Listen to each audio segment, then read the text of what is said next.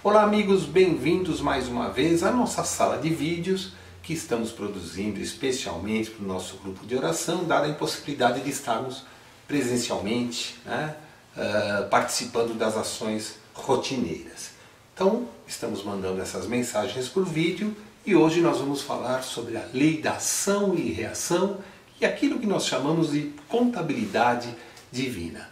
Para falarmos sobre esse tema, é necessário colocarmos alguns aspectos que antecedem a nossa explicação. Primeiro, falar um pouquinho do que vem a ser a doutrina espírita. A doutrina espírita está baseada em três aspectos muito importantes: a ciência, a filosofia e a religião. A ciência são as leis da natureza que regem a natureza, que são divinas, né? A filosofia, muito em cima do pensamento socrático, e a religião, que é a moral cristã, certo? A moral de Cristo, que nos foi trazida há 2000 anos. Logo, a doutrina espírita não é uma religião, é uma doutrina. É um conjunto de ideias que elas entre si formam um arcabouço de pensamento muito importante.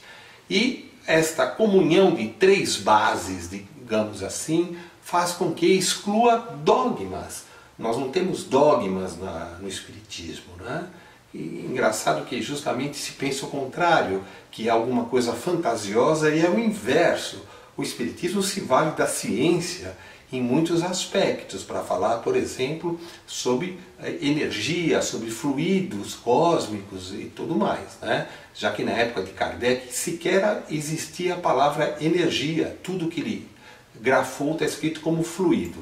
Mas dando sequência, vamos colocar também alguns pensamentos que vão nos auxiliar na composição deste vídeo, né? Um princípio de Lavoisier que é muito famoso, que na natureza nada se cria, tudo se transforma, ou seja, o ser humano não produz nada, ele transforma aquilo que está na natureza. Se quiser fazer um tijolo, ele precisa do barro que é da natureza, né?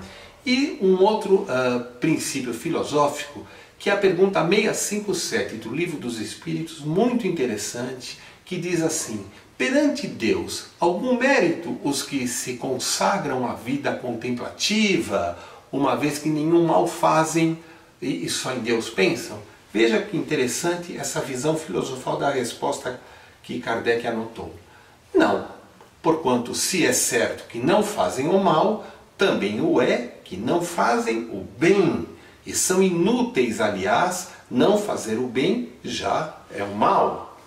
Deus quer que o homem pense nele, mas não quer que só pense nele, pois que ele impôs deveres a cumprir na terra. Quem passa todo o tempo na meditação e na contemplação, nada faz de meritório aos olhos de Deus, porque vive uma vida toda pessoal e inútil diante da humanidade. Ou seja, essa visão da neutralidade, eu não faço mal, mas eu não faço bem e tal, Kardec destruiu essa linha de raciocínio, colocando que ou se pratica o bem ou se pratica o mal. Não existe essa neutralidade nessa visão kardeciana, né? E ele avança um pouquinho sobre alguns aspectos que nós vamos aqui colocar, né? Por exemplo, o ser humano, ele tem um corpo e tem um espírito. E o espírito é uma fonte de energia, essa é uma constatação humana. Algumas pessoas conseguem dar passe umas nas outras, emana a energia delas. E a constatação mais clara disso se dá numa lembrança bem negativa da história da humanidade, que é em Auschwitz, durante a Segunda Guerra, quando, lamentavelmente, nossos irmãos judeus ali estavam aprisionados, grande maioria morreu de forma lastimável e a energia ficou lá impregnada nas paredes. Quem toma a iniciativa nos dias de hoje de visitar Auschwitz ou Treblinka, que é outro campo de concentração, sofre a dor ali presente e algumas pessoas choram muito, porque lá encontra-se a dor ainda estabelecida nas paredes.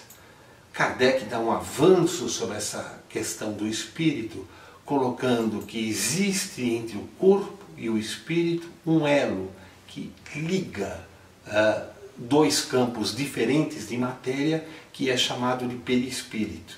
Nós já citamos em vídeos anteriores que uma pessoa que perde uma perna num acidente, às vezes sente coceira naquela perna que já não possui mais, porque é uma coceira no perispírito, coisa que a ciência não conseguiu ainda explicar, né?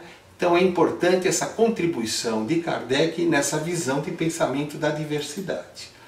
É também importante nós pensarmos que a natureza, ela tem um tempo em que os seres vivos vão se transformando indo até a morte, quer seja uma planta, quer seja o próprio ser humano que vai crescendo, chega à idade mais avançada, a terceira idade, às vezes nem chega, e morre e o corpo naturalmente se transforma. Ou seja, tudo na natureza se transforma.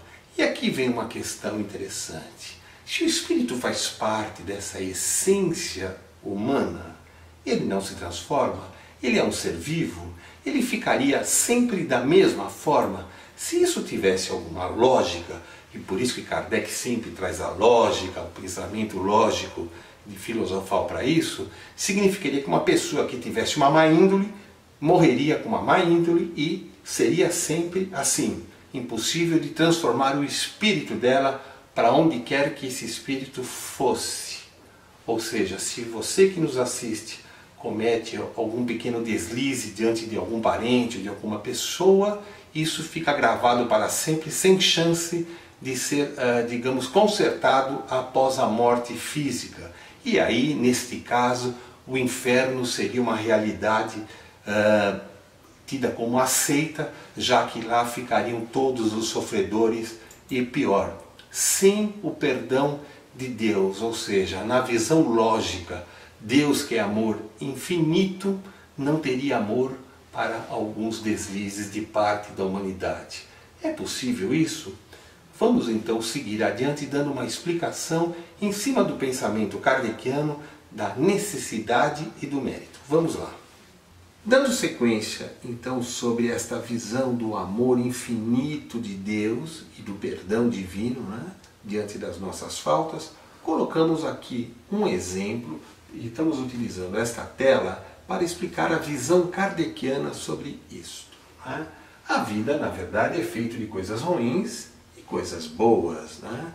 Logo, se fôssemos colocar isso numa equação matemática, que seria a equação da vida, a vida, V, é igual a R mais V, coisa ruim e coisa boa, ok?